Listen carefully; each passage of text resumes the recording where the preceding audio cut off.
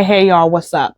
So listen, we are not waiting until after Christmas break to prep for the second semester, okay? Most of us are on Thanksgiving break at the time that I'm filming this. Right now is November 28th.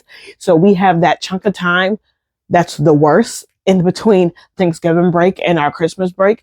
And we are not waiting until after Christmas break to prep and to set ourselves and our systems up. I am going to tell you what I've been doing, what I actually use, anything that I plan to change, and what resources I have for you can set yourself up correctly moving into your second semester. Let's go. So, what have I been using? So we all know that I preach Planbook, I preach classroom screen, right? I'm preaching from the rooftops. What am I actually using? I'm using classroom screen. I pay for the yearly subscription.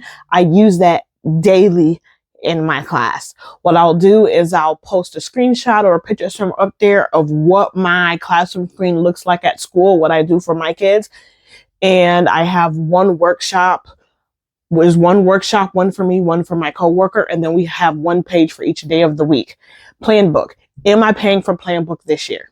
I'm not paying for Planbook this year, only because I'm in a resource position this year, and what I'm teaching from class to class, from day to day, there's a lot of variables. It's not always consistent, and it's always has moving pieces. I'm doing something different. Am I progress monitoring this day? There's a lot of things that are not consistent in terms of what I'm doing for the kids, right? So I'm not using Planbook just for that reason. However, if you're teaching curriculum, I use Planbook.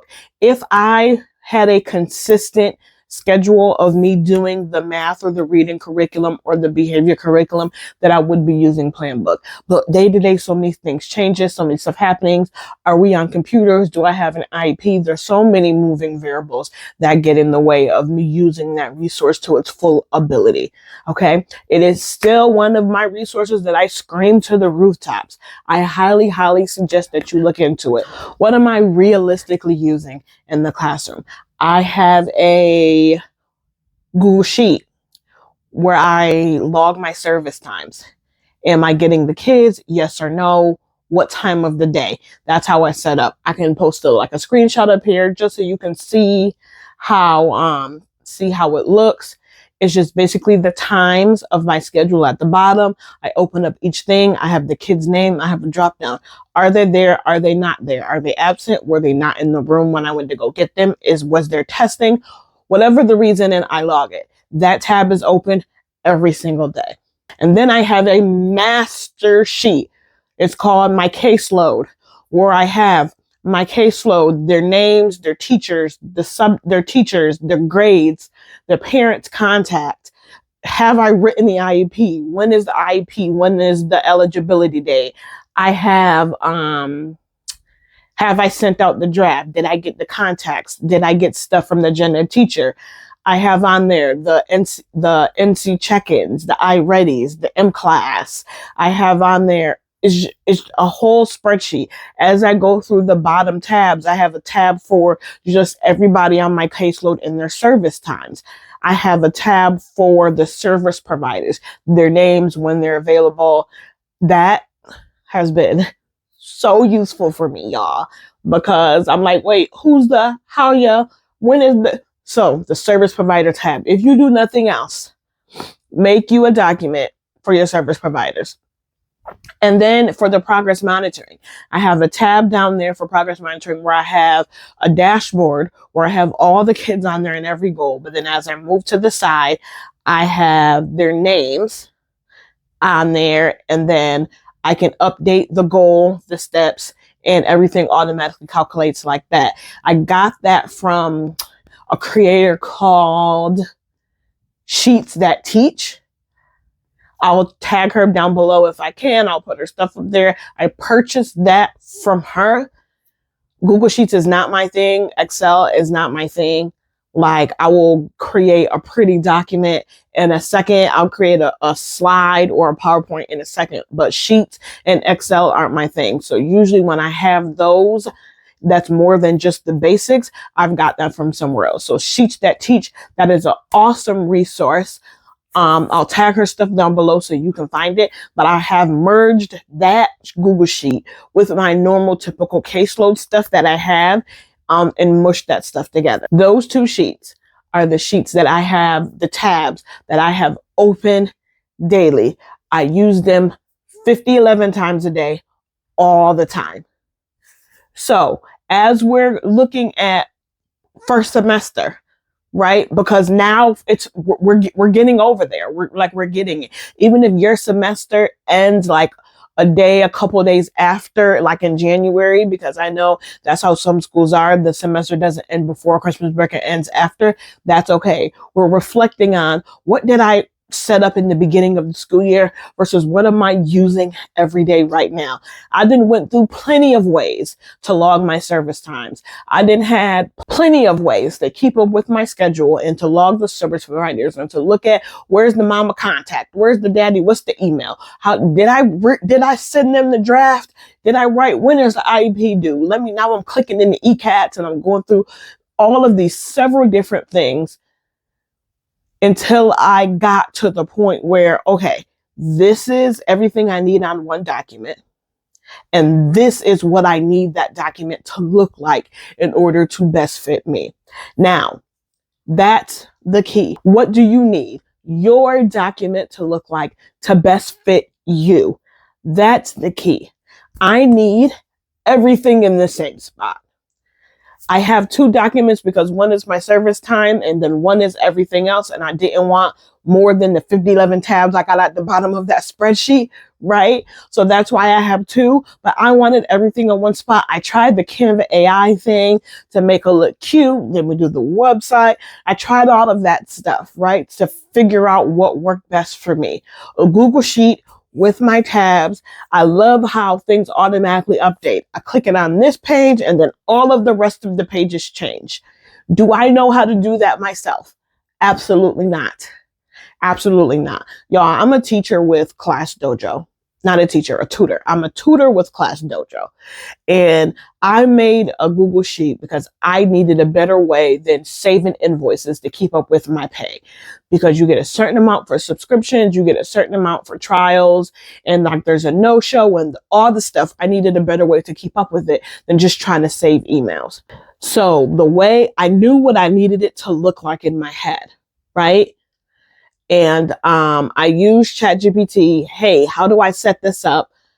I'm in Google Sheets and I literally knew I need this cell plus this cell, if then this over here to equal and automatically update that.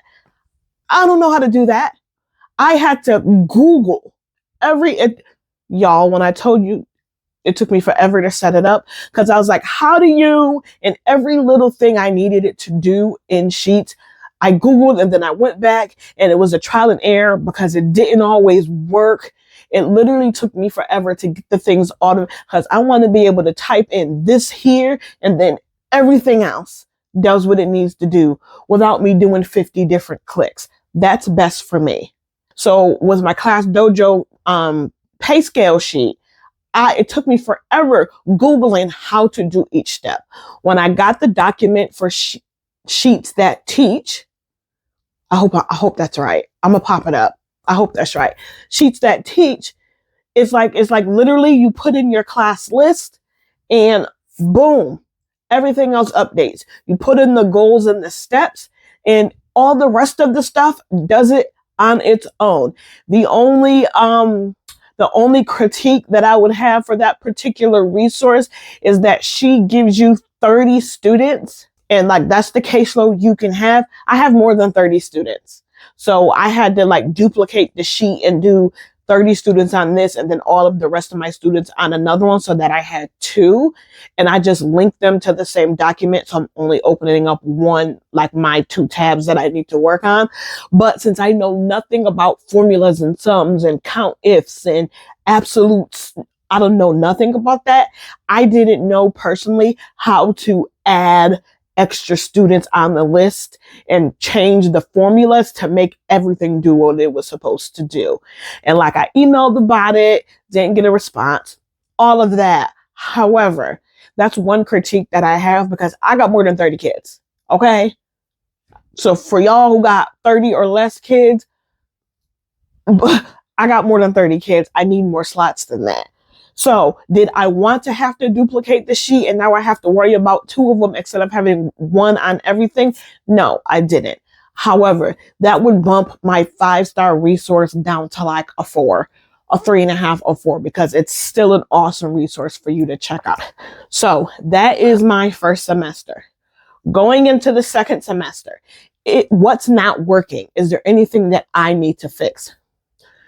Right now, there's nothing not working for me. I have went through the bugs. One thing that wasn't working is all my stuff being in one place.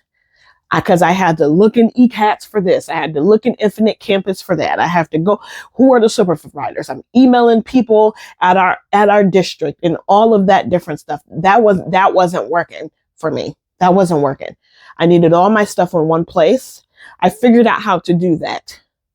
The Google Docs doc wasn't working. The Canva AI making it cute and pretty and designed wasn't working. Google Sheets works best for me, and that's what I'm doing. What else is not working? So for reading and for math, we do number rules for math, and we do iSPIRE for reading as like the curriculum they come and do when they come in into our resource room. We initially elected to have the online programs. So now the students need to bring their computers. They need to bring their computers charged. That wasn't working. There was logins that we couldn't get straight. And then I'm in iSPIRE, like I'm doing the stuff, but then everybody's not bringing their computer consistently. Everybody can't. Like, it's like how the program is. Some students just I can't sit them in front of their computer and then do the lesson, because how it works with Spire Online is when you need to be looking up at me and like paying attention, your screen goes blue and there's an arrow, like you need to be looking up at the board. Now that they're like minimizing it and trying to go to other stuff. Number worlds, we're printing off stuff and doing all this extra stuff because the logins weren't working, and now we don't have the materials and the manipulatives, and the computers are not coming. The computers are always dead. You lost your computer privileges. Your computer broke, and it turned into this big thing. Doing that online was no longer working. So we stopped. We requested through the people we needed to that we got moved to paper license instead of online license, and we got our material sent to us. So now we are transitioning into doing it paper, pencil, and workbooks. That works for us. So moving into the second semester, should they still bring their computer? Yes. Everybody knows the routine. You walk in the room, you bring your computer, you go put it in the Chromebook bin, you grab your journal, you sit down. That's the routine that we have in the classroom. That's still the routine. But instead of after our journals, go get the computer to start the lesson, it's go get your workbooks. If you have time after the lesson where you can do Happy Numbers or Dreamscape, if we are doing progress monitoring that day and you're on the computer doing one of those different programs, okay. But majorly, we're in the workbooks. And that was something that was not working that we had to change going into the next semester. So I need you to sit down, to look at your systems, what you have going on in front of you. Tell me what is or is not working. From the where's all your data? How are you logging your service times? Where are you putting your IEP information in? Are you teaching lessons, or are you just putting together resources? How are you logging the progress monitor? Like not like in eCats, but after they do the task, where does that worksheet or that document or that electronic document go after that? What are you teaching? How are you keeping track of that? How are you maneuvering around that? All the stuff that you're doing, what's causing you the most headache? like what's like, dang, I really should take this home to do because I didn't get enough. What is that thing? Those are the things that aren't working, and those are the things that we're changing. Some resources that I have that you can put in place to really help you. If writing IEPs is not your strong suit or something that you need help with, I have IEP goal bank available. I have a writing present level available, and I have a video that I'll put in the cards where I go through the IEP as it is seen in ECATS. I go through that like line by line, and I give explanations. That could be for anybody, for special ed, for gen ed, for anybody. Like, you give me this 30-page document. What's all this stuff? What does this mean? Well, what do I write in all of these places? Like, what? I don't understand how to do this. That video is an awesome resource. So the IEP goal bank. My school offers a goal bank. The two districts I was at previously offer goal banks.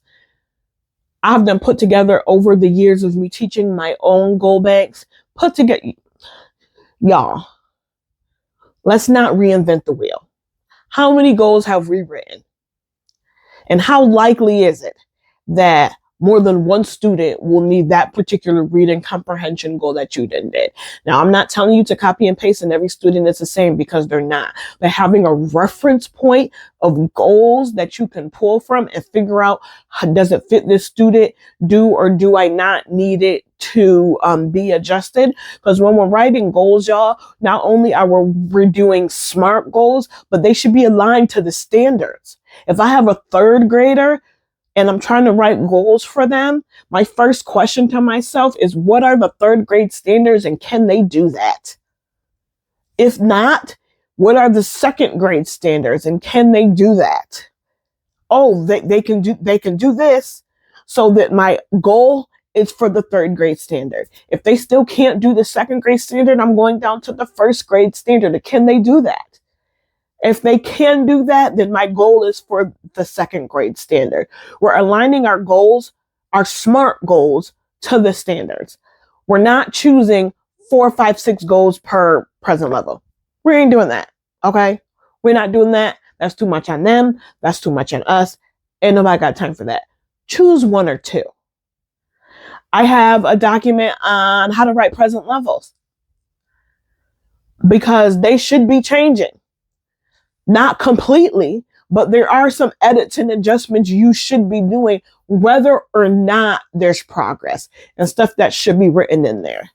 How to write IEPs, resources to help you write IEPs are some resources that I have available. If one thing that we need to change going into second semester is our classroom management, I have a classroom management behavior workbook that I think would be very helpful for you. It goes through all the different stuff that people tell you, like consistency, structure, rules, routines, but it breaks it down no matter when you're in elementary, middle, or high school. I send you with like the evidence, research-based information that's available to all of us, while also mixing it in with me and what has worked for me. I have worked across all grade levels. I have worked in self-contained. I have worked in resource. I have co-taught. I have done all the different things. And this is what works for me, not just because of my teaching style, right? But the research based with the experience is what the workbook has for you. If you just need to get your life right, okay, it's December. It's okay. We need to get our life right. I have a special education planner for you. I have a special education planner. I have accommodation check sheets for you to write down all your students and then check what they have. I have a digital version. I have a printable version for you to check just what are the most common accommodations. And there's some spots for you to add your own. Check, check, check. Tape it to your wall. Like the wall beside my desk, y'all, it got all types of stuff just taped there for quick access for me to see. And so you can see, oh, I have 3, these students, they have separate setting. These students, their assignment needs to be modified. I got to talk to the special education teacher. However that is, right? However that is. However that is for you, I have that resource. Another resource that I have available on the website is called the IEP Compliance Pack. There's a starter pack, there's a core pack, and then there's a deluxe pack. They get more expensive as we go up, and the resources that you get in them is more as you go up.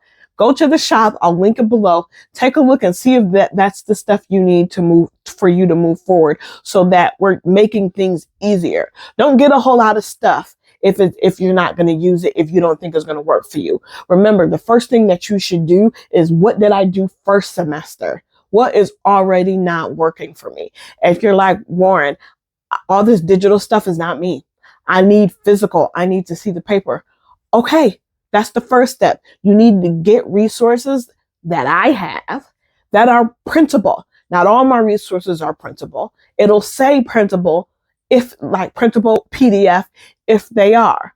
And then what are the specific areas that you need to change or that you're struggling with, and then go from there. We're not winging it, y'all. We're not going to move something from first semester into second semester if it's not working, because that's worse on us. So I have all the links down below in the description box. I hope this was really helpful for y'all. Let me know in the comments below, what is something that you had done in first semester that you're not bringing into second semester, and I'll see you next time.